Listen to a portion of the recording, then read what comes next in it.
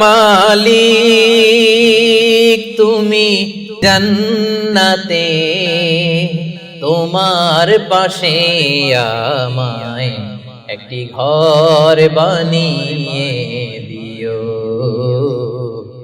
একটি ঘর বানিয়ে দিও সে বিভীষিকাময় মহাদিনে, তোমার প্রতিবেশী করে নিও। আসসালামু আলাইকুম ওয়া রাহমাতুল্লাহি তাআলা ওয়া বারাকাতুহু। নাহমাদুহু ওয়া নুসাল্লি আলা রাসূলিহিল কারীম, আম্মা বা'দু, ফাআউযু বিল্লাহি মিনাশ শাইতানির রাজীম। বিসমিল্লাহির রাহমানির রাহিম। ওয়া ইযা সাআলাকা ইবাদি আন্নী ফাইন্নী করিব উজিবু দা'ওয়াতাদ দাঈ ইযা দাআন ফালইস্তাজিবু লি ওয়া লিয়ুমিনু বি লাআল্লাহুম ইয়ারশুদুন। সাদাকাল্লাহুল আযীম। রব্বি ইশরাহ লি সাদরি ওয়া ইয়াসসির লি আমরি ওয়াহলুল উকদাতাম মিন লিসানি ইয়াফকাহু কওলি। আল্লাহ তাআলার শুকরিয়া জ্ঞাপনের পাশাপাশি আমি অন্তরের অন্তঃস্থল থেকে ধন্যবাদ জানাতে চাই বিজনেস কমিউনিটি পাসার বেসার ক্লাংকে এরকম চমৎকার একটি গোছালো পরিবেশে একটি প্রোগ্রাম উপহার দেওয়ার জন্য। সম্মানিত সুধী, যে টপিকটিকে সামনে রেখে আমি কিছু কথা আপনাদের সামনে উপস্থাপন করব, সেই টপিকটি হচ্ছে আমরা কি করে আল্লাহ তাআলার প্রিয় ভাজন হতে পারি, আমরা কিভাবে আল্লাহ তাআলার নৈকট্য হাসিল করতে পারি, ইবাদতের মধ্য দিয়ে কিভাবে আমরা আল্লাহর আরো প্রিয় হয়ে উঠতে পারি। এই টপিকটা নিয়ে আমরা কিছু কথা শুনবো ইনশাআল্লাহ। তার আগে আপনারা বলুন যে আমরা সবাই আল্লাহ তাআলার প্রিয় হতে চাই কি চাই না? সবাই আল্লাহর প্রিয় হতে চান? সবাই আল্লাহ তাআলার নৈকট্যপ্রাপ্ত বান্দা হতে চান? আলহামদুলিল্লাহ, আমরা সবাই একমত যে আমরা আল্লাহ তাআলার প্রিয় হতে চাই, আমরা আল্লাহর আরো কাছে যেতে চাই। আমাদের বাংলাদেশে তো ক্লোজ আপ ওয়ান আমাদেরকে কাছে আসার গল্প শোনায়, কি বলেন? বিবাহ বহির্ভূত একটা ছেলে মেয়ে কিভাবে একে অপরের কাছে আসতে পারে, এই হারাম রিলেশনের গল্প শোনায়। কিন্তু কোরআন আমাদেরকে কি করে আমরা আল্লাহর কাছে যেতে পারবো ওই গল্প শোনাবে। আলহামদুলিল্লাহ পড়েন। তো আমরা সবাই একমত হলাম যে আমরা আল্লাহর কাছে যেতে চাই, কিন্তু কাছে যাব কি করে? তাকে তো আমরা দেখি না। আল্লাহকে দেখা যায়? দেখেছেন কেউ কখনো? আওয়াজ করে বলেন, আল্লাহকে দেখেছেন কেউ? তো যাকে দেখি না তাকে কাছে যাব কি করে? একজনকে চিনি, চিনলেই না তার কাছে যাওয়া যায়, কি বলেন? আল্লাহকে দেখা যায় না। আল্লাহ বলেন লা তুদরিকুহুল আবসার ওয়া হুয়া ইউদরিকুল আবসার ওয়া হুয়াল লতীফুল খবীর। পৃথিবীর কোনো চোখ আমাকে দেখে না, কিন্তু আমি সব চোখগুলোকে দেখি। তিনি দৃষ্টির আয়ত্তে নন, দৃষ্টি তার আয়ত্তে। তিনি দৃষ্টির আয়ত্তে নন, বরং দৃষ্টিগুলো তার আয়ত্তে। তাকে দেখা যায় না, কিন্তু আল্লাহ তাআলাকে দেখা না গেলেও তাকে অনুভব করা যায় কি যায় না? আল্লাহ তাআলা বলেন তোমার অনুভূতি দিয়ে তুমি বুঝবে যে আমি তোমার বড্ড কাছে। যে আয়াত দিয়ে আমি শুরু করেছি, আল্লাহ তাআলা বলছেন ওয়া ইযা সাআলাকা ইবাদি আন্নী ফাইন্নী করিব। নবী হে, আপনার উম্মতেরা যখন, আমার বান্দারা যখন আমার ব্যাপারে জিজ্ঞেস করে আপনি বলুন ফাইন্নী করিব, আমি খুব কাছে। আল্লাহ কি দূরে না কাছে? সবাই বলুন, দূরে না কাছে? আল্লাহ বললেন আমার বান্দারা যখন জিজ্ঞেস করে আমার ব্যাপারে আপনি বলুন আমি ফাইন্নী করিব, আমি কাছে। উজিবু দাওয়াতাদ দাঈ ইযা দাআন, কেউ যখন আমার কাছে দোয়া করে চায় আমি তার ডাকে সাড়া দেই। তাহলে এই আয়াত থেকে বুঝলাম আল্লাহ তাআলা কাছে। এখানে তো আল্লাহ কেবল কাছে বলেছেন, আরেকটা আয়াতে আল্লাহ বলেছেন আমি সবচাইতে কাছে, আমার চাইতে কাছে তোমার কেউ হতে পারে না। ওয়া নাহনু আকরাবু ইলাইহি মিন হাবিলিল ওয়ারিদ। আমাদের এখানে গ্রীবাস্থ একটা ধমনী আছে, এই ধমনীটা কেটে দিলে মানুষ মরে যায়। আল্লাহ বলে তোমার এই ধমনীর সাহারক তোমার যত কাছে, আমি আল্লাহ তোমার তার চাইতেও বেশি কাছে। হাবলুল ওয়ারিদের তাফসিরে বেশিরভাগ এসেছে এখানকার সাহারক। কেউ কেউ বলেছেন হাবলুল ওয়ারিদ মানে আমাদের স্পাইনাল কর্ড, মানে আমাদের শির দ্বারা। এটার চেয়ে কাছে আর আমাদের কিছু হতে পারে না। আল্লাহ বলে তোমার শির দ্বারা তোমার যত কাছে, আমি আল্লাহ তোমার তার চাইতেও বেশি কাছে। তাহলে বুঝতে পারলাম যদিও আল্লাহ তাআলাকে দেখা যায় না, কিন্তু তাকে অনুভব করা যায়। আর তিনি বলেছেন তিনি কাছে, ডাকলেই তিনি ডাকে সাড়া দেন। আমরা চাইলেই তার কাছে যেতে পারি। তো আমরা কিভাবে আল্লাহর কাছে যাব, নৈকট্যপ্রাপ্ত বান্দা হব, এটা নিয়ে আমরা কিছু আলোকপাত করবো ইনশাআল্লাহ। আল্লাহ তাআলা পবিত্র কালামুল্লাহ মাজিদে আমাদেরকে জানিয়ে দিয়েছেন কিভাবে আমরা তার আরো কাছে যেতে পারি। এই ফর্মুলাটা কি? এই ইনস্ট্রাকশনটা, এই গাইডেন্সটা আল্লাহ তাআলা আমাদেরকে জানিয়ে দিয়েছেন। তিনি বলেছেন, কোরআনে আল্লাহ তাআলা বলেছেন, ওয়াসজুদ ওয়াকতারিব, যদি তোমরা আমার কাছে আসতে চাও তাহলে তোমরা সিজদায় লুটিয়ে পড়ো। তাহলে ফর্মুলা পেয়ে গেছি না? আল্লাহর কাছে যেতে হলে সিজদায় লুটিয়ে পড়তে হবে। আপনি সিজদায় চলে গেলেন তো আল্লাহর কাছে চলে গেলেন। আপনি যখন সিজদা দেন মনে হয় যে আপনি কার্পেটের উপর সিজদা দিয়েছেন, মনে হয় জায়নামাজে সিজদা দিয়েছেন, মনে হয় মসজিদের টাইলসে সিজদা দিয়েছেন, কিন্তু আসলে আপনার সিজদাটা আল্লাহর কুদরতি পায়ের উপরে গিয়ে পড়েছে। ওয়াসজুদ ওয়াকতারিব, আল্লাহ বললেন সিজদা দাও, সিজদায় লুটিয়ে পড়ো, আমার কাছে চলে আসো। এবং হাদিসে বিষ্ণু সাল্লাল্লাহু আলাইহি ওয়াসাল্লাম বলেছেন, আকরাবু মা ইয়াকুনুল আবদু মির রাব্বিহি ওয়া হুয়া সাজিদ ফাআকসিরু ফীহি দুআ। বান্দা যখন সিজদায় চলে যায় তখন বান্দা আল্লাহর সবচাইতে কাছে চলে যায়। ফাআকসিরু ফীহি দুআ, তাই ওই সময়টাতে তোমরা বেশি বেশি দোয়া করো, আল্লাহর কাছে চাও, কারণ এটা একটা মাহেন্দ্রক্ষণ। কি বলেন? সিজদায় যখন চলে গেলাম আল্লাহর সবচেয়ে কাছে চলে গেলাম, বিষ্ণু শিখালেন এই সুযোগটা কাজে লাগাও, তখন বেশি বেশি কি করো? দোয়া করো। দীর্ঘ সময় সিজদায় পড়ে থাকার জন্য বিষ্ণু ইসলাম আমাদেরকে উৎসাহিত করেছেন। দীর্ঘ সময় তিনি সিজদা দিতেন। বিষ্ণু ইসলামের সিজদাগুলোকে আমাদের সিজদার মতো ছিল ভাই? আম্মা জান আয়েশা রাদিয়াল্লাহু তাআলা আনহা বলেন, বিষ্ণু ইসলামের তাহাজ্জুদের নামাজের এক একটা সিজদা ছিল এরকম, কোরআনের 50টা আয়াত তেলাওয়াত করতে যত সময় লাগে বিষ্ণু ইসলামের এক একটা সিজদা ঠিক ততটা লম্বা ছিল। এত দীর্ঘ সময় বিষ্ণু ইসলাম সিজদায় পড়ে থাকতেন। তো বিষ্ণু বলেছেন, তুমি যখন সিজদায় পড়ো আল্লাহর সবচেয়ে কাছে চলে যাও, সো ওই টাইমটাতে দোয়া করো। কি দোয়া করব? বিষ্ণু ইসলাম সিজদায় পড়ে তাসবিহ পড়তেন, সুবহানা রাব্বিয়াল আ'লা, সুবহানা রাব্বিয়াল আ'লা। এর অর্থটা খুব সুন্দর। এর অর্থটা আপনারা জানেন? সুবহানা রাব্বিয়াল আ'লা মানে আমি আমার রবের পবিত্রতা ঘোষণা করছি, যিনি হচ্ছেন আল আ'লা, সর্বোচ্চ, সবচেয়ে বড়, তার চেয়ে বড় কেউ হতে পারে না। আরবিতে আল আ'লা শব্দের অর্থ হচ্ছে সবচেয়ে উঁচু, সবচেয়ে বড়, সর্বোচ্চ, এটাকে বলে আ'লা। আর আরবিতে সবচেয়ে খাটো, সবচেয়ে নিচু, সবচেয়ে নিম্নে, এটার আরবি হচ্ছে আল আসফাল। এটাকে কি বলে? আল আসফাল। আল্লাহ তাআলা কোরআনে বলেছেন, ইন্নাল মুনাফিকিনা ফিদ দারকিল আসফালি মিনান নার, মুনাফিকেরা জাহান্নামের একেবারে নিচে থাকবে, নিচে। তাহলে সবচেয়ে নিচু অবস্থানকে বলে আসফাল, আর সবচেয়ে উঁচু অবস্থানকে বলে আ'লা। আওয়াজ করে বলুন, সবচেয়ে উঁচু অবস্থানকে বলে?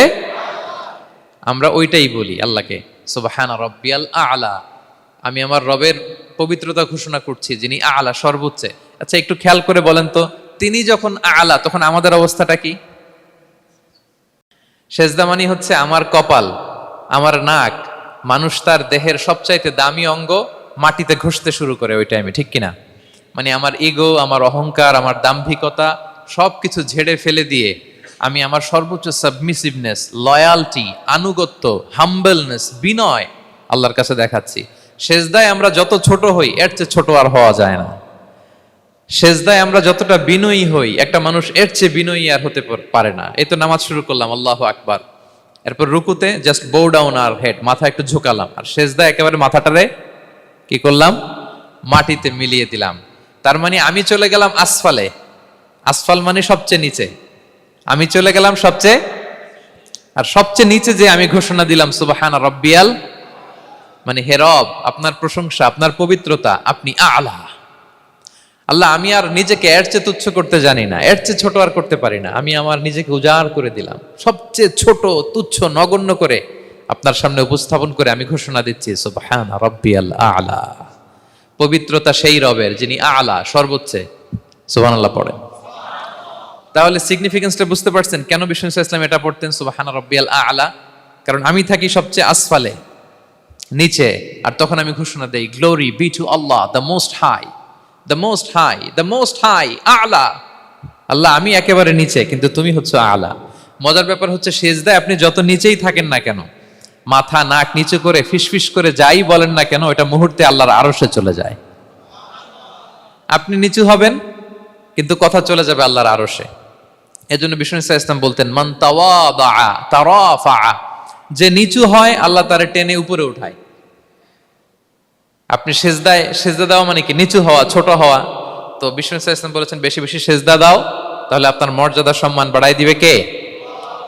সম্মানিত ভাইয়েরা, আমরা শুধু সেজদায় যে সুবহান রাব্বিয়াল আলা এটাই পড়ি, 3 বার শুধু এটাই পড়ি, কিন্তু বিষ্ণু ইসলাম সেজদায় যে আরো অনেক দোয়া পড়তেন, সেগুলো কি পড়েন আপনারা? বিষ্ণু ইসলাম সুবহান রাব্বিয়াল আলা এর পাশাপাশি তিনি সিজদায় যেয়ে পড়তেন সুবহানাকা আল্লাহুম্মা রাব্বানা ওয়া বিহামদিকা আল্লাহুম্মা গফিরলি। এটা জানিই না আমরা অনেকে।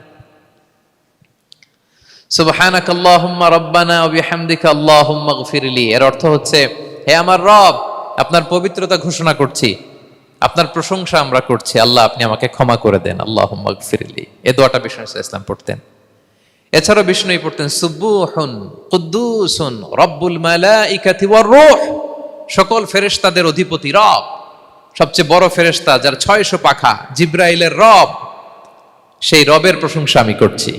তিনি সুবুহ, তিনি কুদ্দুস, তিনি মহাপবিত্র, the most pure, the most high.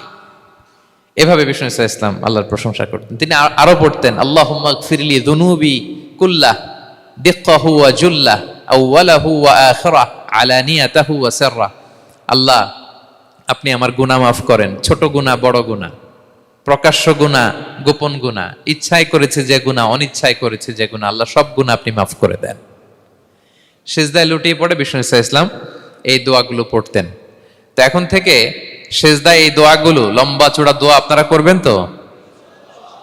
বান্দা যখন সিজদায় লুটিয়ে পড়ে আল্লাহর সবচেয়ে কাছে চলে যায়, এবং তোমরা বেশি বেশি দোয়া করো।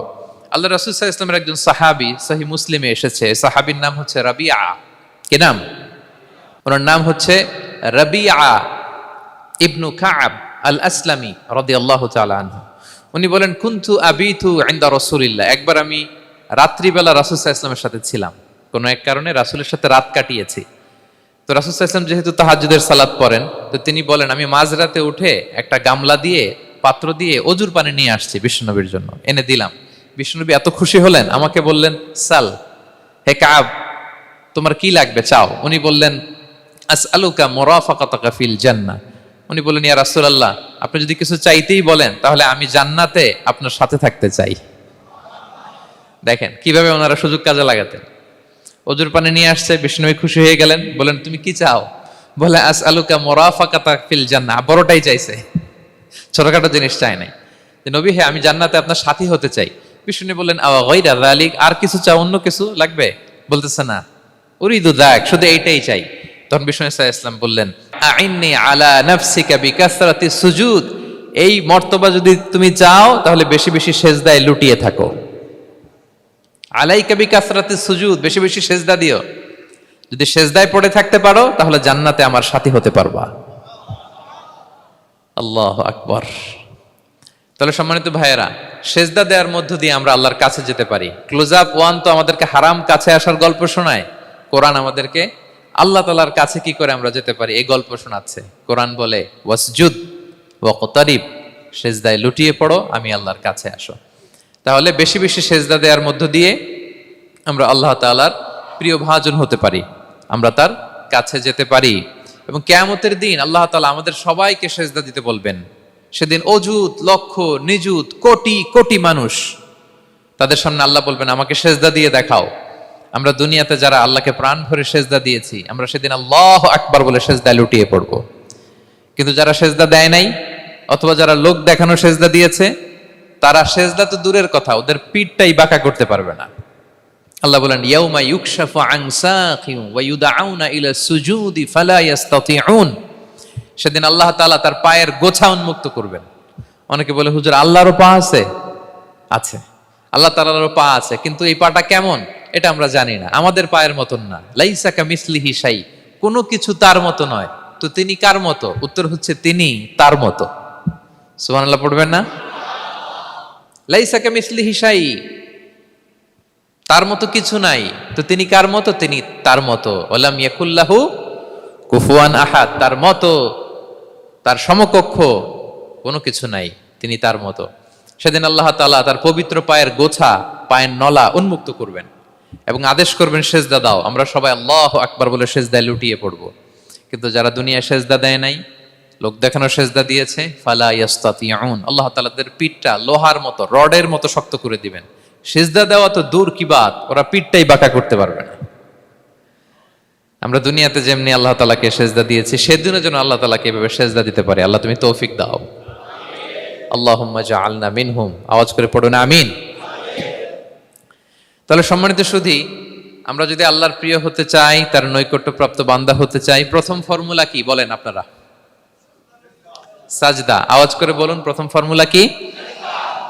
বেশি বেশি আল্লাহর সেজদা দিতে হবে, সেজদায় দীর্ঘক্ষণ পড়ে থাকতে হবে এবং সেজদায় দোয়াগুলো করতে হবে, মনের আকুতি মিনতি জ্বালা যন্ত্রণা এগুলো আল্লাহর কাছে উপস্থাপন করতে হবে। পারা যাবে তো ইনশাআল্লাহ?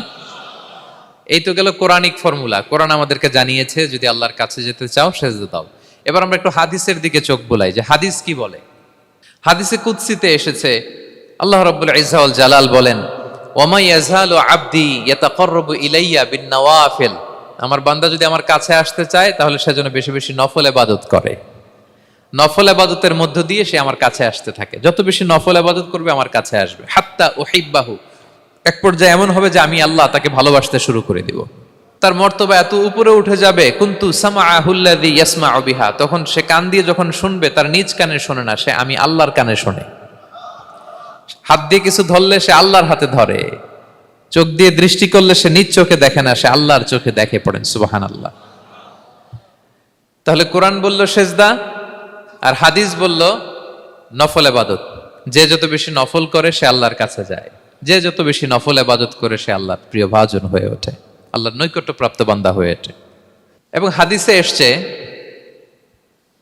বিষ্ণু ইসলাম বলেন, আমাদের ফরজ নামাজে যদি কারো ঘাটতি হয়, আমাদের অনেকের এমন হবে যে ফরজ নামাজ পড়ে নাই অলসতা করে, তখন আল্লাহ ফেরেশতাদেরকে বলবেন কি অবস্থা আমার বান্দার?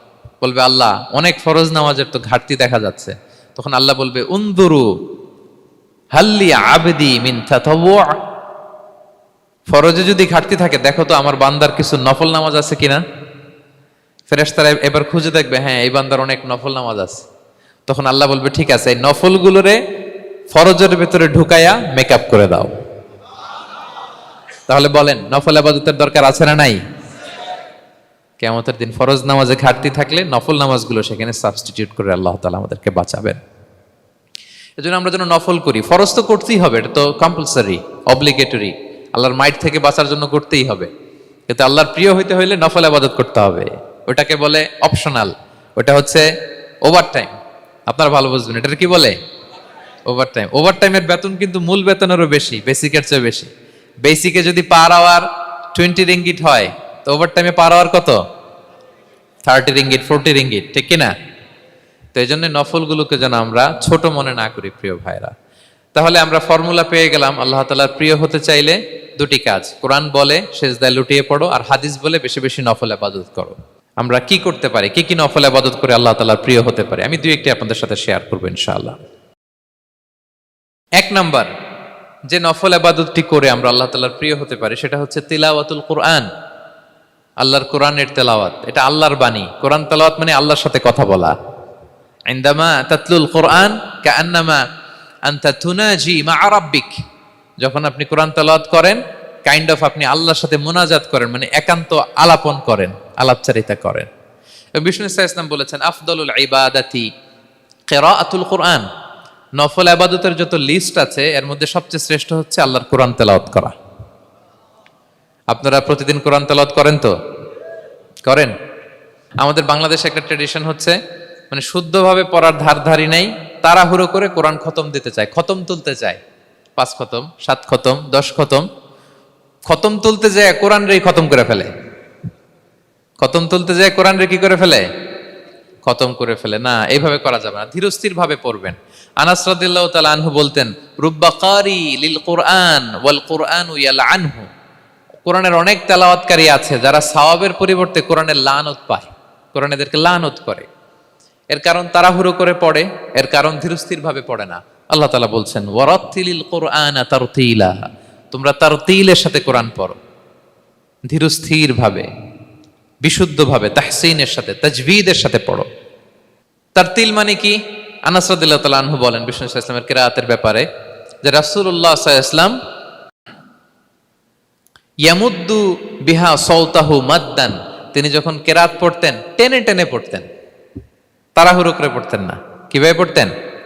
টেনে টেনে পড়তেন।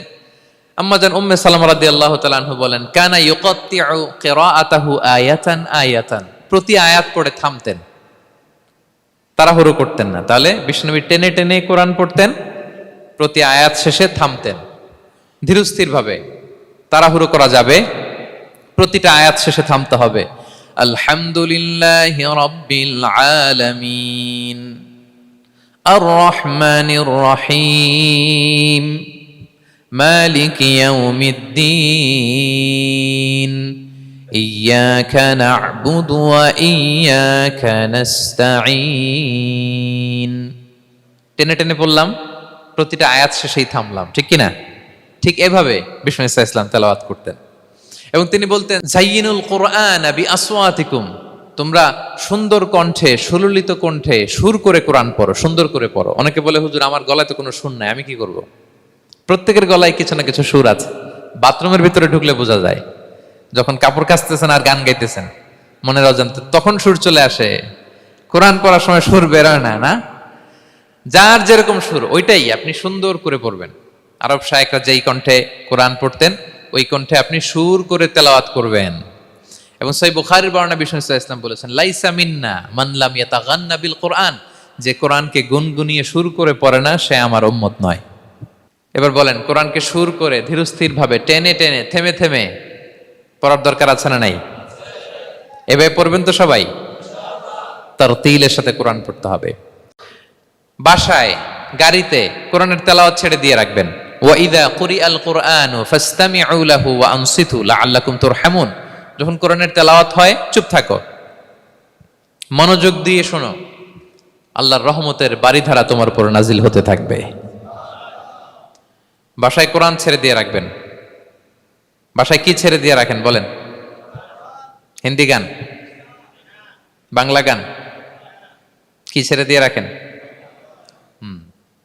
লাউড স্পিকারে কোরআন ছেড়ে দিয়ে রাখবেন। গাড়ি চালাচ্ছেন, কোরআন ছেড়ে দিয়ে রাখবেন, রহমতের বারিধারা নাজিল হবে। আর তেলাওয়াত করার সময় তারতিলের সাথে, নাকি খতম উঠাইতে যায় কোরআনের খতম করে দিবেন? হ্যাঁ, না, ধীরস্থির ভাবে পড়তে হবে। তাড়াহুড়ো করে পড়লে আমরা শুনলাম আজকে কোরআন লানত দেয়। কি দেয় ভাই? এমনটা যেন না হয়। তাহলে নফল ইবাদতের লিস্টে আমরা প্রথমেই রাখবো কোরআন তেলাওয়াত। শাহরু রমাদান আল্লাযী উনজিলা ফীহিল কুরআন, এই মাসে কোরআন নাজিল হয়েছে। কোরআন নাজিলের মাসে আমরা যেন বেশি বেশি কোরআন তেলাওয়াত করি। প্রতিটা অক্ষরে 10টা নেকি। পৃথিবীর এমন কোনো কিতাব নাই, এমনকি হাদিসের কিতাবও না, বিষ্ণুনবীর হাদিস পড়লেও এটা নাই, শুধু কোরআন, শুধু আল্লাহর বাণী, এক অক্ষরে 10 নেকি। বিষ্ণু ইসলাম বলেন সূরা বাকারার শুরুতে যে আলিফ লাম মিমের মধ্যে এই 3টা অক্ষর বললে যে 10টা নেকি হবে এমন না, বল আলিফু হারফুন ওয়া লামু হারফুন ওয়া মিমুন হারফুন। আলিফ বললে 10 নেকি, মিম বললে 10 নেকি, লাম বললে 10 নেকি, আলিফ লাম মিম বললে 10টা সওয়াব হয়ে যাবে। এই বরকতের কিতাবকে আমরা মসজিদের সেলফে রেখে দিছি। মাকড়সার বাসা, ধুলা বালি পড়ে আছে, এটা পড়ার সময় আমাদের হয় না। আমরা যেন কোরআন তেলাওয়াত করি প্রতিদিন। ফজরের পরে কোরআন তেলাওয়াত করতে হবে। ফজরের পরের মুমিনের ওয়াজিফা বা রুটিন হবে রিসাইটেশন অফ দ্য হোলি কোরআন। আপনারা পড়েন তো ফজরের পরে? হ্যাঁ, একজন বলছে ইনশাআল্লাহ, বাকিরা নাউজুবিল্লাহ। বাকিরা কি?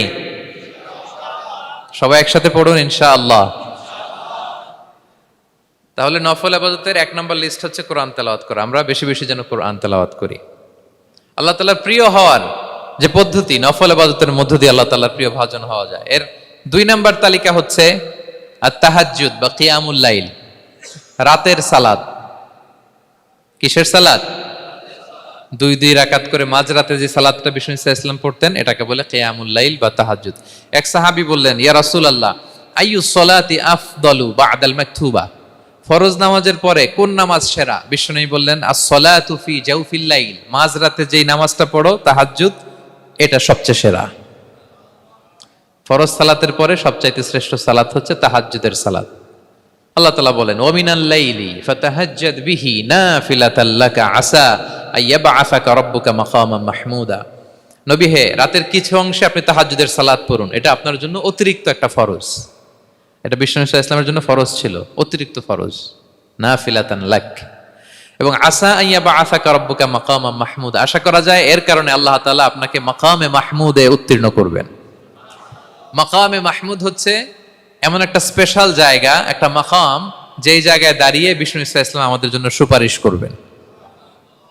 মাকামে মাহমুদে দাঁড়িয়ে বিষ্ণু ইসলাম আমাদের জন্য সুপারিশ করবেন। তাই আমরাও যারা তাহাজ্জুদের সালাত আদায় করবো, আমাদেরকে এরকম মাকামে মাহমুদ মানে সুউচ্চ মর্যাদার আসনে আল্লাহ তাআলা নিয়ে যাবেন। যারাই তাহাজ্জুদ পড়ে তাদের মর্যাদা বাড়িয়ে দেয় কে? এই নামাজটাকে আল্লাহ এত পছন্দ করেন কেন? এর কারণ, এটা এমন সময় পড়া হয় যে সময় দুনিয়ার সবাই ঘুমায়। দুনিয়ার সবাই কি করে?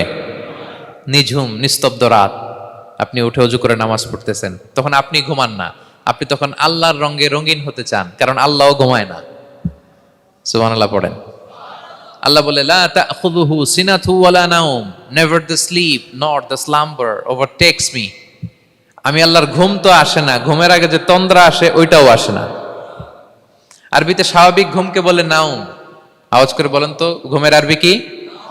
নাওম। আর ঘুমের আগে যে একটা ডোজি ডোজি ভাব আসে, ঝিমুনি আসে, এটাকে বলে সিনা। এটার কি বলে? আল্লাহ বলে, লা তাখুযুহু সিনাতু ওয়ালা নাওম, আমি আল্লাহর ঘুম নাই, ঘুমের আগে যে তন্দ্রা আসে ওইটাও নাই।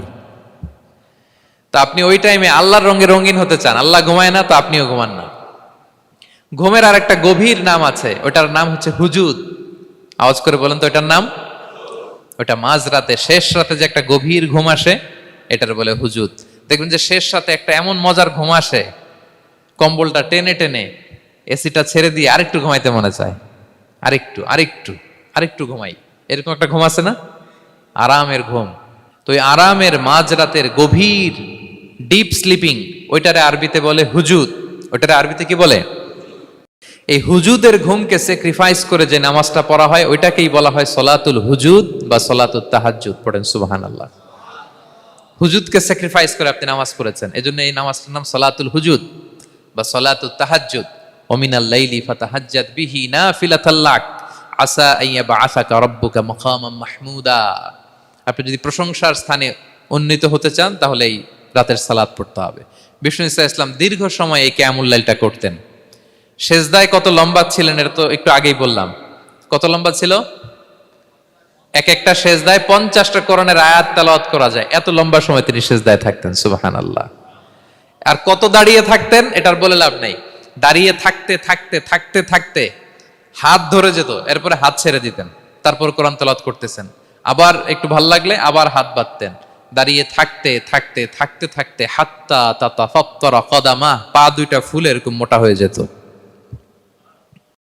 আম্মা জান আয়েশা বলতেন, ইয়া রাসূলুল্লাহ কদ গুফিরা লাকা মা তাকদ্দামা মিন যামবিকা ওয়া মা তাআখার। আপনার তো এমনিই গুনাহ নাই, কিন্তু আল্লাহ ঘোষণা দিয়েছে আপনার আগের পরের সব গুনাহ মাফ।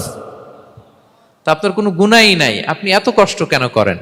বিষ্ণু বলেন, ইয়া আয়েশা আফালা আকুনা আবদান শাকুরা, আমি কি শুকরগুজার বান্দাদের অন্তর্ভুক্ত হতে চাইবো না? আমি কি আল্লাহর শুকরগুজার বান্দা হতে চাইবো না? আল্লাহ আমাকে ক্ষমা করেছেন ঠিকই, কিন্তু আমার তো কিছু দায়িত্ব আছে। আমি কি নিজেকে সর্বোচ্চ ভাবে আল্লাহর কাছে পেশ করব না? সারা রাত দাঁড়িয়ে বিষ্ণু ইসলাম এরকম কিয়ামুল লাইল করতেন। তাহলে আল্লাহ তাআলার প্রিয় হওয়ার প্রফিটিক যে সাজেশন, এর একটা হচ্ছে কোরআন তেলাওয়াত করা, 2 নাম্বার হচ্ছে তাহাজ্জুদের সালাত আদায় করা। আপনারা পড়েন তো নাকি? পড়বেন প্রিয় ভাইরা। যদি নিজের সম্মানকে আল্লাহর কাছে উচ্চে তুলে ধরতে চান, যদি বিষ্ণু ইসলামের সুপারিশ চান, যদি আল্লাহ তাআলার প্রিয় ভাজন হতে চান, তাহলে তাহাজ্জুদ ইজ কম্পালসরি। কি পারা যাবে তো? ইনশাআল্লাহ, ইনশাআল্লাহ বিইذنিল্লাহ। আল্লাহ তাআলার প্রিয় হওয়ার 3 নাম্বার মাধ্যম হচ্ছে বেশি বেশি আল্লাহ তাআলার কাছে চাওয়া, মানে আদ-দুআ, দোয়া করা। কি করা? বিষ্ণু ইসলাম বলেন, আদ-দুআউ মুখুল ইবাদা, দোয়া হচ্ছে ইবাদতের নির্যাস। দোয়া কি? ইবাদতের নির্যাস। এবং আল্লাহর কাছে চাইলে আল্লাহ খুশি হয়, না চাইলে আল্লাহ বেজার হয়। ইন্টারেস্টিং না ব্যাপারটা? আর দুনিয়াতে বারবার চাইলে খুশি হন আপনি? একটা বিষয় নিয়ে একজনের কাছে গেলাম, ভাই একটু বিপদে পড়ছি, একটু হেল্প করেন, করলো। এরপরের সপ্তাহে আবার গেলাম, ভাই আমার তো একটু সমস্যা, টাকা পয়সার, একটু হেল্প করেন। মুখ লজ্জায় ধরেন, আবারও করলো। এরপরের সপ্তাহে আবার গেলাম, ভাই বিপদে পড়ছি, একটু হেল্প করেন। এবার কেমন লাগবে বলেন তো?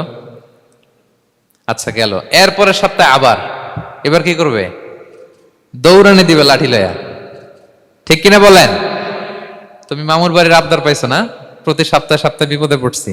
তার মানে এই দুনিয়ার হাইসিয়াত হচ্ছে বারবার কারো কাছে কোনো ইস্যু নিয়ে যাওয়া যায় না, বারবার কোনো ব্যাপার নিয়ে কারো কাছে চাওয়া যায় না। চাইলে সে রাগ করে, অখুশি হয়, কিন্তু আল্লাহর কাছে এটা বিপরীত। বিষ্ণু বলেন, ইন্নাহু মান লাম ইয়াসআলিল্লাহা ইয়াগদাব আলাইহি, যে আল্লাহর কাছে বারবার বারবার চায় না, আল্লাহ তার উপর রাগান্বিত হয়ে যায়। আর বারবার বারবার বারবার তার কাছে চাইলে আল্লাহ তাআলা তার প্রতি খুশি হয়ে যায়। এজন্য আল্লাহ তাআলার কাছে চাইতে হবে প্রিয় ভাইয়েরা, চাইতে হবে, বিনয়ের সাথে চাইতে হবে, চোখের পানি ছেড়ে চাইতে হবে, একাগ্র চিত্তে চাইতে হবে, চাওয়ার মতো চাইতে হবে। চাওয়ার মতো চাইলে আল্লাহ দেয়। যারা চাইতে পারে আল্লাহর কাছে, তারা আল্লাহর কাছ থেকে নিয়ে ছাড়ে। দেখবেন যেই বাচ্চা কাঁদে বেশি, ওই বাচ্চাকে মা দুধ খাওয়ায় বেশি, ঠিক কিনা? আর যেটা কাঁদে টাদে না, ওইটা টেক কেয়ারও কম। যেই ফ্যামিলিতে অনেক বাচ্চা কাচ্চা, দেখবেন যেটা কাঁদে বেশি, ওইটা টেক কেয়ারও বেশি। তো আপনি যত চাইবেন আল্লাহ তাআলা তত খুশি হয় আপনার প্রতি। কিভাবে চাবো? একাগ্র চিত্তে চাইতে হবে। আমরা অনেক সময় দোয়াও করি, আবার আরেক দিকে তাকায় আছি। এই যে দোয়া করতেছি, দেখেন, আল্লাহুম্মা আমিন, রব্বানা আতিনা ফিদ দুনিয়া হাসানা ওয়া ফিল আখিরাতি হাসানা। দোয়াও করতেছে, ইন্টেরিয়র ডিজাইনও দেখতেছে। এটা দোয়া হইছে? কথা বলেন না কেন, দোয়া হইছে? আবার দোয়াও করতেছে, দোকানের হিসাবও মিলাইতেছে, রব্বানা আতিনা ফিদ দুনিয়া। দোয়াও চলতেছে আর দোকানের হিসাব কিতাব যা আছে, এরকম দোয়াও আছে না নাই? এটার একটা আমি নাম দিছি, এটারে আমি বলি রোবোটিক দোয়া। মানে রোবট, আপনি একটা সিস্টেম অন করে দিবেন, ওটা করতেছে, এটার কোনো প্রাণ নাই, ওটার মধ্যে কোনো অনুভূতি নাই, কোনো রিয়েলাইজেশন নাই। এই অনুভূতিহীন দোয়া আল্লাহ কবুল করেন না, আল্লাহ কবুল করেন না। আপনার দোয়ায় প্রাণ থাকতে হবে, এখানে আপনার ধ্যান থাকতে হবে, মন থাকতে হবে, আপনার আকুতি থাকতে হবে, চাওয়ার মতো আল্লাহর কাছে চাইতে হবে। কিভাবে চাবেন? বিনয়ের সাথে চাবেন, আর ইয়াকিন রাখবেন আমার দোয়া আল্লাহ কবুল করবেই। উদুল্লাহ ওয়া আনতুম মুকিনুনা বিল ইজাবা, এমন ভাবে আল্লাহর কাছে চাও যে তুমি নিশ্চিত আমার দোয়া আল্লাহ কবুল করবেনই। আপনি নিশ্চিত হইলে আপনার দোয়া কবুল হয়ে যাবে। নিজেকে ছোট করে চাইবেন। ফাসআলুল্লাহ বিবুতুনি আকুফিকুম, বিষ্ণু বলেন তোমাদের হাতের তালুগুলো উপরের দিকে, ভিক্ষুকরা যেমনে চায়, স্যার 2 দিন ধরে কিছু খাই নাই স্যার, 2টা টাকা দেন, এই যে এইভাবে যে চায় হাত পাতে, এরকম হাতের তালুগুলো উপরের দিকে করে ভিক্ষুকের মতো আল্লাহর কাছে চাও। হাত তুলে চাও, হাত না তুলেও দোয়া করা যায়, হাত তুলেও করা যায়, কিন্তু বিষ্ণু বলেন হাত তুলে চাও। কারণ ইন্নাল্লাহা হাইয়ুন কারীম, আল্লাহ বড় লাজুক এবং লজ্জাশীল। বান্দা যখন হাত তুলে ভিক্ষুকের মতো কিছু চায়, ওই হাত খালি হাতে ফিরিয়ে দিতে আল্লাহ লজ্জা লাগে। খালি হাতে ফিরিয়ে দিতে আল্লাহ লজ্জা পান। হাত তুলে চাইবেন। দোয়াতে আল্লাহর নামগুলো ধরে ধরে ডাকুন, ইয়া আল্লাহ, ইয়া রহমান, ইয়া রহিম, ইয়া হাইয়ু, ইয়া কাইয়ুম বিরহমাতিকা আস্তাগীথ। আল্লাহর নাম ধরে ধরে চান, ওই দোয়া আল্লাহ কবুল করবেন। বিশ্বনবীর উপর দুরূদ পড়েন, যে বিশ্বনবীর উপর দুরূদ পড়ে না, ওই দোয়া আল্লাহর কাছে কবুল হয় না, এটা আকাশে পেন্ডিং থাকে। কুল্লু দুআ মুআল্লাক মাহজুব বাইনাস সামাই ওয়াল আরদি মা লাম ইউসাল্লা আলাইয়া। বিষ্ণু বলেন সব দোয়া আকাশে পেন্ডিং থাকে যতক্ষণ না আমার উপর দুরূদ পড়া না হয়। মোবাইলে দেখবেন ব্যালেন্স না থাকলে মেসেজ পাঠালে কি হয়ে থাকে, ওটা পেন্ডিং, আবার টপ আপ করলেই সেন্ট। তা আপনি যে বলেন হুজুর আমার দোয়া কবুল হয় না, কেন হয় না বলছেন এবার? হ্যাঁ, নবীর উপর দুরূদ পড়েন নাই তো। আল্লাহুম্মা সাল্লি ওয়া সাল্লিম ওয়া বারিক আলাই। শুরু করবেন বিশ্ব নবীর উপর দুরূদ দিয়ে, মাঝেও পড়বেন, শেষেও পড়বেন, আগেও পড়বেন, পরেও পড়বেন। আপনার দোয়া কবুল করবে কে? একাগ্র চিত্তে চাইতে হবে আল্লাহ তাআলার কাছে। ইফতারির আগে দোয়া কবুল হয়, দোয়া করবেন। বৃষ্টি যখন পড়ে দোয়া কবুল হয়, দোয়া করবেন। আর দুআউ মুস্তাজাবা বাইনাল আযানি ওয়াল ইকামা, আযান ইকামতের মাঝখানে দোয়া করলে দোয়া কবুল হয়। আম্মা আব্বা দোয়া করলে দোয়া কবুল হয়। হজ থেকে যে রিসেন্ট ফিরে আসছে তার কাছে যে দোয়া চাবেন, দোয়া করলে দোয়া কবুল হয়। খাতমুল কোরআনের পরে দোয়া করলে ওই দোয়া কবুল হয়। মাজলুম দোয়া করলে ওই দোয়া আল্লাহ ফেরায় না। আমরা যেন বেশি বেশি দোয়া করি। সেজদা দিব, কোরআন বলল আর হাদিস বলল, তেলাওয়াত করতে হবে আল্লাহর কাছে যেতে চাইলে, তাহাজ্জুদ পড়তে হবে আল্লাহর প্রিয় হতে চাইলে, বেশি বেশি দোয়া করতে হবে আল্লাহর নৈকট্যপ্রাপ্ত বান্দা হতে চাইলে। আর কি করব? বেশি বেশি জিকির করতে হবে আল্লাহর। সুবহানাল্লাহ, আলহামদুলিল্লাহ, লা ইলাহা ইল্লাল্লাহ, আল্লাহু আকবার, এগুলো পড়বেন। আস্তাগফিরুল্লাহ বেশি বেশি পড়বেন। নামাজ শেষে 33 বার সুবহানাল্লাহ, 33 বার আলহামদুলিল্লাহ, 33 বার আল্লাহু আকবার। এরপর 3 33 99 100তম মিলাবেন এইভাবে, লা ইলাহা ইল্লাল্লাহু ওয়াহদাহু লা শারীকা লাহু লাহুল মুলকু ওয়া লাহুল হামদু ওয়া আলা কুল্লি শাইইন কাদির। পড়েন, আপনারা পড়েন, সবাই পড়েন। বিষ্ণু বলেন নামাজের পরে যদি 33 বার সুবহানাল্লাহ, 33 বার আলহামদুলিল্লাহ, 33 বার আল্লাহু আকবার, এরপরে 100তম বার লা ইলাহা কেউ পড়ে, তার যদি সাগরের ফেনা পরিমাণ গুনাহ থাকে, আল্লাহ তাআলা তার সব গুনাহ মাফ করে দেয়। প্রত্যেক ফরজ সালাতের পরে আয়াতুল কুরসি পড়বেন, পড়েন আপনারা? কোরআনের সবচাইতে দামি আয়াত। বিশ্বনবী বলেন, মান ক্বারা আয়াতাল কুরসি দুবরা কুল্লি সালাতিন মাকতুবাতিন লাম ইয়ামনাহু মিন দুখুলিল জান্নাতি ইল্লাল মাউত। প্রত্যেক ফরজ নামাজের পরে আমার যে বান্দা আয়াতুল কুরসি পড়ে, তার জান্নাতে ঢোকার ক্ষেত্রে আর কোনো বাধা থাকে না, একটা জিনিস ছাড়া, সেটা হচ্ছে মরণ। লোকটা মরে না তাই জান্নাতে যায় না, মরলেই জান্নাতি। আরো আস্তে সুবহানাল্লাহ পড়বেন আয়াতুল কুরসি। আমরা যেন জিকিরগুলো বেশি বেশি করি। 5 নম্বরে চ্যারিটি আর সাদাকাতু তারুদ্দুল বালা। সাদাকা আপনার বিপদ মুক্ত করে, আপনার ছেলে মেয়ের নিরাপত্তার জন্য, আপনার জানের নিরাপত্তার জন্য, আপনার ব্যবসার নিরাপত্তার জন্য মুক্ত হস্তে দান করুন। ব্যবসায় বারাকা দিয়ে দিবে কে? সুযোগ হলে গোপনে দান করুন। 7 শ্রেণীর ব্যক্তিকে আল্লাহ তাআলা আরশের নিচে ছায়া দিবেন। এর মধ্যে 1 শ্রেণীর ব্যক্তি হচ্ছে রজুলুন তাসাদ্দাকা বিসাদাকা ফাআখফাহা, যে গোপনে দান করে, হাত্তা লা তা'লামু শিমালুহু মা তুনফিকু ইয়ামিনু, এত গোপনে দান করে যে তার ডান হাত কি দান করেছে বাঁ হাত সেটা টের পায় না। গোপন দান আল্লাহর রাগ কমায়, গোপন দান আপনাকে বিপদ মুক্ত করে, গোপন দান কিয়ামতের দিন আল্লাহর সুশীতল আরশের নিচে আপনার সিটকে কনফার্ম করে। দান করবেন তো সবাই। মদিনার সবচেয়ে গরিব সাহাবী বেলাল রাদিয়াল্লাহু তাআলা আনহু গায়ের জামাটা নিয়ে শুধু হিজরত করেছেন, উনাকেও বিশ্বনবী বলেন আনফিক বেলাল, বেলাল দান করো, লা তাখশা মিন যিল আরশি ইখলালা, আল্লাহর ধনভাণ্ডারে কমতি নাই, ঘাটতি নাই, ভয় পাও না, আল্লাহ তোমার বাড়াই দিবে। কিছুই নাই বেলালের। মুমিনরা সচ্ছল অবস্থায় অসচ্ছল অবস্থায় সব সময় দান করে। সচ্ছল অবস্থায় বেশি দেয়, অসচ্ছল অবস্থায় কম দেয়, কিন্তু দেয়। তারা দান করে। আল্লাহ বলেন আমার ভান্ডারে কমতি নাই, ঘাটতি নাই। ইয়াবনা আদম উনফিক আলাই, এই বনি আদম দাও, দিলে আমি তোমারে দেব। হাত খুলে দাও, আমি তোমারে দেব। লাউ আন্না আউওয়ালাকুম ওয়া আখিরাকুম ওয়া ইনসাকুম ওয়া জিন্নাকুম কামু আলা সাঈদিন ওয়াহিদ, পৃথিবীর সব মানুষগুলো যদি এক মরুভূমির মাঝখানে দাঁড়িয়ে আমি আল্লাহর কাছে চাইতে থাকে, আমি আল্লাহ যদি তাদের যার যা চাওয়া আছে সবও দিয়ে দেই, আমি আল্লাহর ধনভাণ্ডারের 1 ইঞ্চিও কমবে না। তবে হ্যাঁ, কমতে পারে। কতটুকু কমতে পারে? হাদিসে বিষ্ণু ইসলাম বললেন, সুই দিয়ে যদি সাগরের পানি একটু কমানো যায়। কথা বোঝেন? সুই আছে না, সুই নিডেল, চিনেন তো সুই দিয়ে ধরেন আপনি সাগরের পানি একটু এরকম করলে সুইয়ের মধ্যে একটু সাগরের পানি লেগে চলে আসবে না? সাগরের পানি থেকে একটু কমলো তো, এতটুকু কমবে।